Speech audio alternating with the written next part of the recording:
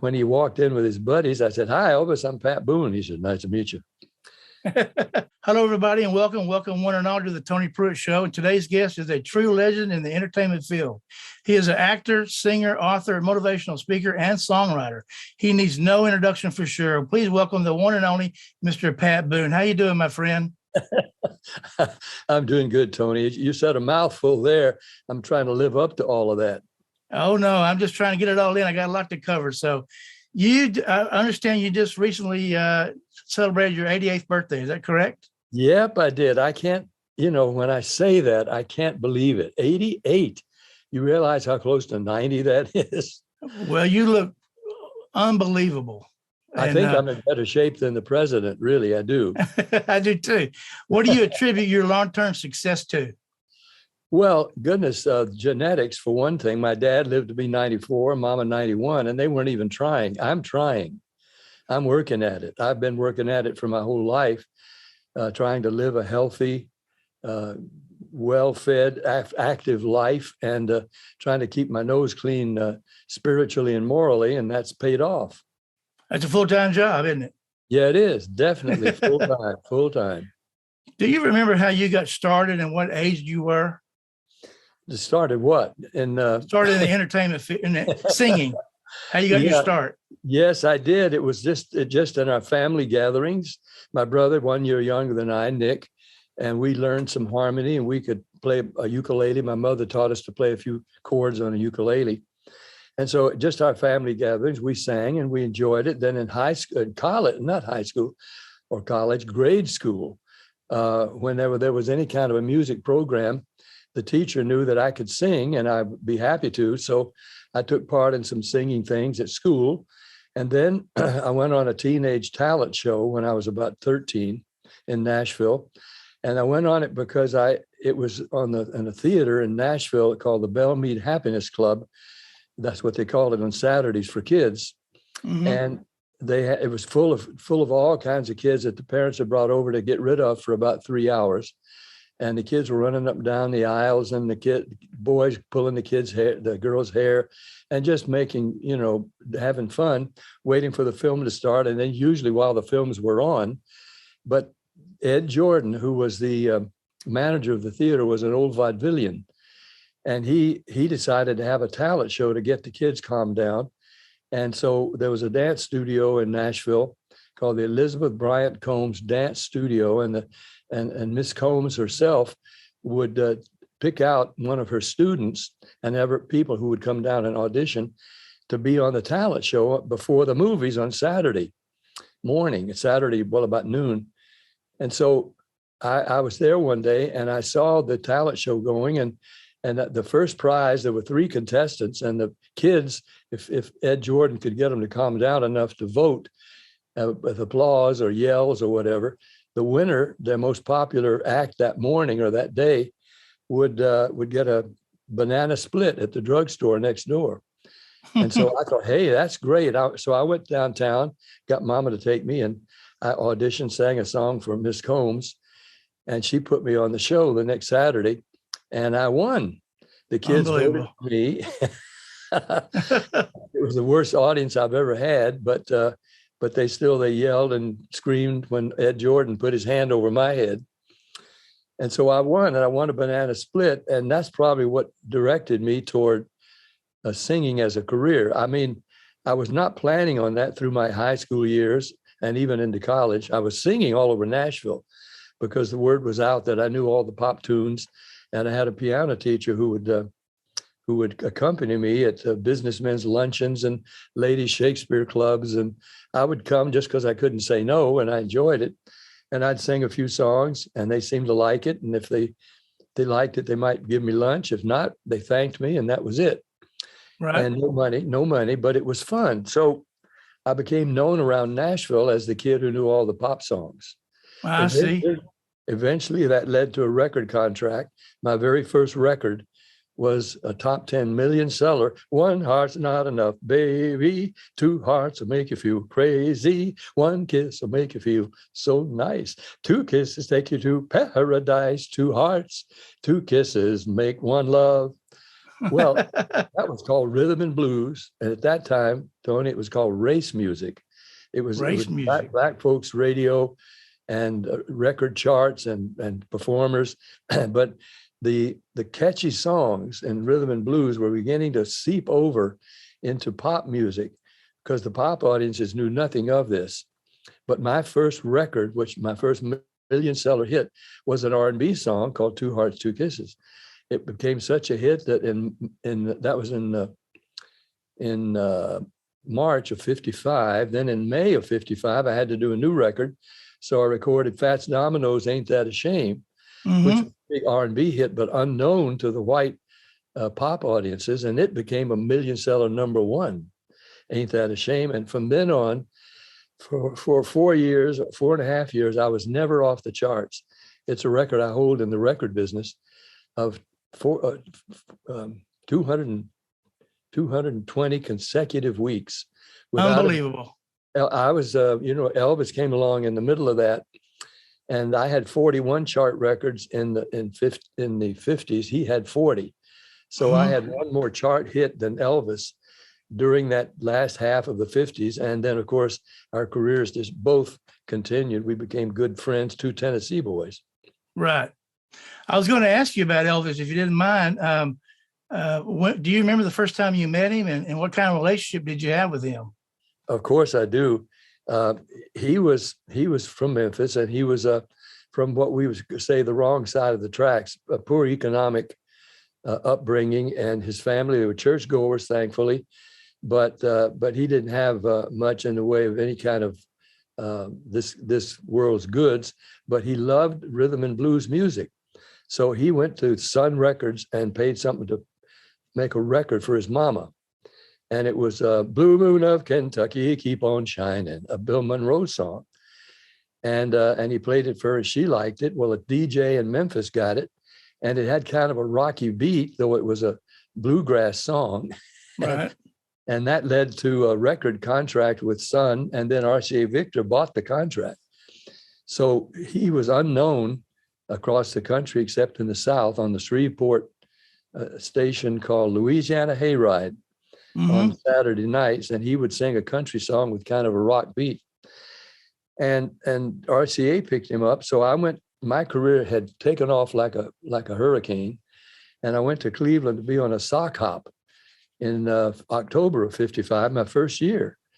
And Elvis was brought up by the DJ from Shreveport so he could see what this newcomer was like that RCA Victor was excited about. So I was backstage in the Brooklyn High School in Cleveland when Elvis came in with a couple of his buddies, and they were going to lip sync their record, which is what you do on a sock hop. You don't play live. You don't have your own band, so you just play the record and you act like you're playing. And I didn't know that. Yeah, and you lip sync it. Well, he was going to go on first because I was the headliner. I was the star that night, and nobody knew who he was. So when he walked in with his buddies, I said, "Hi, Elvis, I'm Pat Boone." He said, "Nice to meet you." I said, "Bill Randall thinks something may be big ahead for you, your records and so on." He says, "I don't know. I hope so." And he just leaned back against the wall. His buddies closed in around him. And I could tell he was shy or nervous or both. Well, he was introduced by Bill Randall. He came, and the kids didn't know who he was. And he came out, lip synced both sides of his record and left. And they wanted more, but that's all he had was two sides of that one record. Then I was introduced, and my third record was now my third million seller since March of that year. So of course I got all the screams that night. Sure. And what I didn't know till later, I left right after I lip synced my songs and went out and autographed some for hundreds of kids, and then caught my plane back to New York because my records were happening, and I had to move my wife and our first child and our soon to be born second baby to New York, and I had to get back right away. I didn't stop to see that the follow-up acts that night, and this is in the Rock and Roll Hall of Fame, they've got all the pictures from it, from that night when Elvis was my opening act, and I got all the screams after he left. And then I was followed by a new group called Bill Haley and the Comets. Yes. And they were previewing their new record of Rock Around the Clock that night. And then a group called the Four Lads, they had a new record called Moments to Remember, and they followed that. So that was an incredible historical music night. And it's Absolutely all on tape at the Rock and Roll Hall of Fame. And then Elvis and I, of course, continued with our careers. And we became good buddies, visited each other from time to time in the homes we were renting in Bel Air, at the studios, about 20th Century Fox, so the sets where he was making one movie and I was making another. So we were buddies right up to the time of his death. That's a great story. Where did you get the idea, or who gave you the idea to wear the white shoes? Nobody. I was that at that time. All high school, college kids were wearing white buck shoes. It was just the fad. It was the beginning of a new teen market that was just being discovered, that a lot of teenagers had some spending money. and so these white buck shoes, all the high school, college kids were wearing them. And that's the only decent pair of shoes I had when I went on TV the first time. And you can see it in that tape when I was on with Bill Randall in Cleveland with white bucks. And Elvis was also wearing white bucks that night. His were all scuffed up and his pants were too long hanging down over him. So you didn't notice his feet anyway. but I just wore them. The only decent shoes I had, but they became unintentionally a trademark, because the kids said, look, that's one of us. There's one of us with wearing white shoes. He's a teenager. Right. I was just barely out of my teens. I was still in college, married, having a baby a year for 4 years. So when I graduated from college at 23, Shirley and I had 4 kids already. And I was on the cover of TV Guide with my Pat Boone Chevy show, the youngest guy ever to have his own network television show, music show, with all the big stars coming on my show and singing for me. But I was wearing white bucks. And when I tried to change and wear black and brown boots and other fancy shoes, the kids were always disappointed. They wanted me to wear white bucks. Mm-hmm. So eventually the Bass Shoe Company started making Pat Boone white bucks. And those shoes, that endorsement, helped put my kids eventually through college and paid for their weddings. My white bucks churned out green bucks. Yeah, that was good for you. Yeah. Well, you recorded over 2,300 songs, I think, which is amazing to me. You did, I think, 28 films. Do you have a favorite song that you ever recorded and a favorite movie? Boy, that's hard, because, obviously each one was very important to me. Oh, sure. April Love is the second song written for me by Academy Award writers for my second film, April Love. April Love is for the very young. Every star's a wishing star that shines for you. That was written by Paul Francis Webster, Sammy Fain, for my second film with a Shirley Jones. And it became a #1 smash. And of course, for me, it had a double meaning, not just for the film, but my wife's birthday was April 24th. So for me, she was always my April Love. We were married 67 years now. Right. Last couple of years, she's in heaven and waiting for me, but we're still married. She's still Mrs. Pat Boone there, Shirley Boone. But the other song I would have to pick out would be Exodus. I wrote the words for the second Jewish national anthem. This land is mine, God gave this land to me. And it has become a major standard, recorded by many others. Some of my other songs have been recorded by others too, like Quando Quando. I wrote the words to that, and Engelbert Humperdinck, that's one of his biggest hits. And he told me that when he was a kid in England, just coming along after me, his name was Jerry Dorsey then.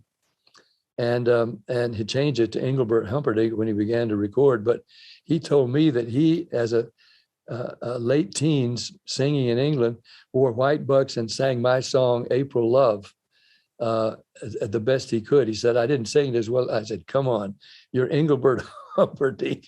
You probably sang it a lot better than me, but I got there first. So those, I would say, Exodus and April Love, out of the 2,300, and that's a staggering number. Frank Sinatra. It is. Did 1,500 all classics. Bing Crosby, my role model and idol. He recorded 2,000, but I've recorded 2,300, and I'm still at it. I'm still writing and singing. Unbelievable. And I'm 88. So here come those songs. We're putting them all on Spotify. So if you want to, you can listen to Pat Boone for 2 weeks without missing a beat. Without missing anything. Yeah. That's wonderful. This next question is from my son. I know we're running short on time, so I got to get to the good questions. Okay. My son said that you recently, or you recorded a music video with Weird Al. And how was it working with Weird Al? Well, it was fun. It was, you never knew what was going to happen next. I'd almost forgotten that. I sat on a bench with him. What was it? I forgot the name of the song. Your son would tell me, but right. Yes, do you remember what it was? No, I do not. I think it was a Michael Jackson song. And of course he had a lot of fun with all the songs and would give them different meanings. And as a result, he became a sort of a cult favorite. You never knew which big song Weird Al was going to do next. And people think they get confused. When I did an album of heavy metal classics with big band jazz arrangements, and I don't know if you remember that, but I was on the American Music Awards, and that album was coming out the next day, and Alice Cooper and I gave the award for hard rock heavy metal to Metallica. I remember that. And I came out on that show with tattoos and leather and choker and earrings and heavy metal shades, and the crowd went nuts, and they were making so much noise we couldn't continue with the show at the moment. And Dick Clark had said, "We've got time if you want to have fun with it." Well, I went out to the edge of the stage. The clamor was, as I remember now, was the teenagers, younger people in the audience saying, "Who is that?" Alice Cooper had introduced me as the future of rock and roll. But the older people were saying, "Well, they said it's Pat Boone, but it can't be Pat Boone. That's not, well, who is Pat Boone?" and I just stood there like Robert De Niro in Taxi Driver. I didn't even have a mic. So I just stood there with a kind of a pose, looking at the audience. "Hey, you got trouble with me? Anybody want a piece of me?" Like that kind of an attitude, just right face. And then I flexed my pecs with tattoos on them, and did that. Had a big tattoo here on the bicep, and then again more clamor from the audience. I mean, they're still trying to figure out who in the world I was and what I was. So then we gave the award to Metallica, and they came on stage bowing, saying I was their new lead singer. So people thought they made the mistake. Some music critics thought I was doing a Weird Al Yankovic, that I was making fun of their songs. Far from it. Sure. I was treating their songs with class and with honor. They were good songs, and I did them without all of their noise, although they were hard rock, really credible versions of their songs. But I was treating them like good music, and they all appreciated it. Metallica loved what I did with their song, and Guns N' Roses loved what I did with Paradise City and all the other songs that I did in that album. And the album went halfway up the Billboard chart the next week. Unbelievable. And got me kicked off Christian television at the same time. Just for a couple of months. For a little bit. They thought that I had sold out and gone off to the dark side, because I did it so well. Sure. I looked like a heavy metal and sounded like a heavy metal singer. And they thought, "Oh, we've lost Pat Boone." And they were contacting the Christian station saying, "Don't play any more of his gospel records." Well, it took about 2 months for me to get back in the good graces of Christian TV and make them calm down and say, "Hey, these were good songs. There was nothing wrong in any of the lyrics that I said, even Stairway to Heaven." Yeah.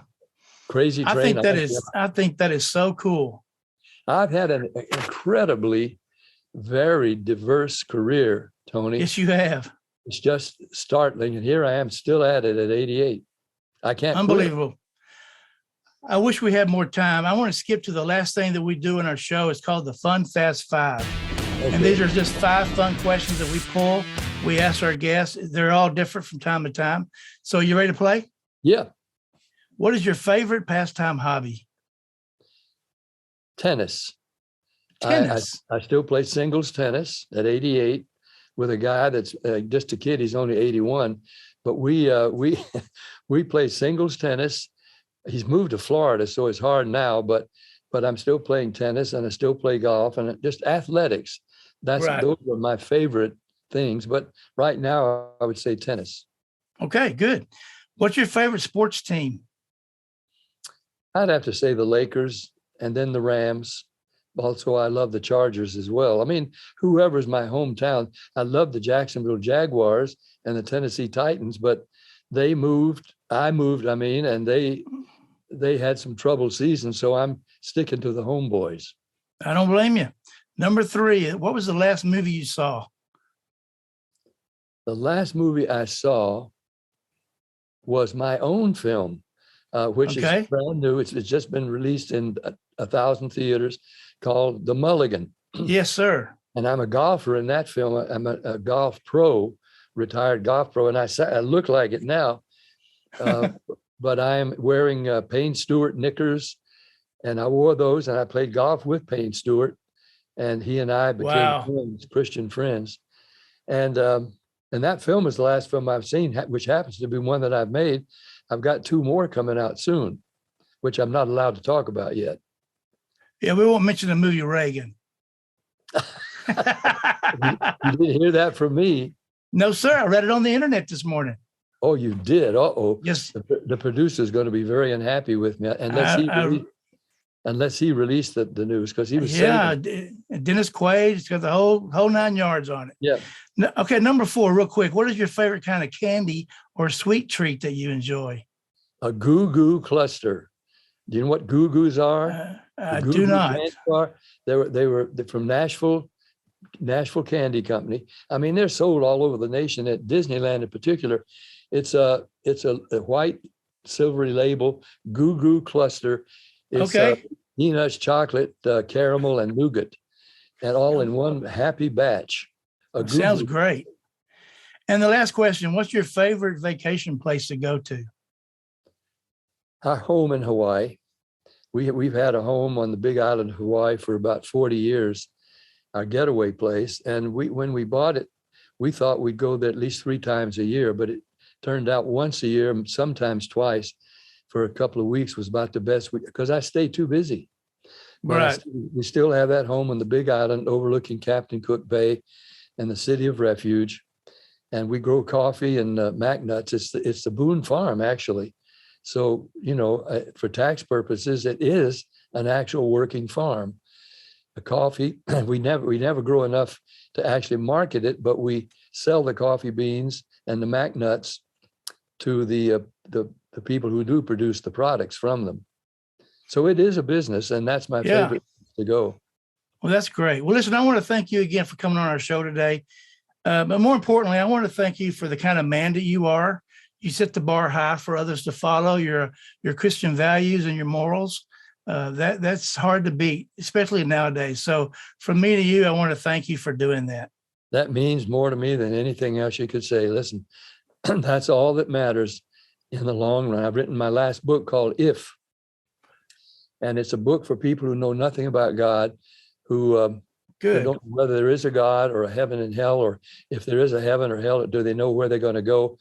And so I've written a book because I've discovered that the word if is one of the most important words in the Bible, including in the very first chapter of Genesis, where God said, if you do these things, I'll bless you, to the first 2 people he created. But don't do this, don't eat the fruit of that tree of the knowledge of good and evil. If you do, you will perish. So if is the name of my book, and it's important. Good deal. My phone is ringing, and I don't know why. Uh-oh. I thought I had shut it off. That's okay. We can edit this. It's one of my daughters. Uh-oh. And I'll call her back. Well, okay. Thank you again for your time. And for those of you watching, we appreciate what little time you give us, and just keep and stay tuned for more legends in the future. Thank you again, Mr. Boone. Thank you, Tony. It's just Pat, by the way, just Pat. Okay. Thank you, Pat. Thanks.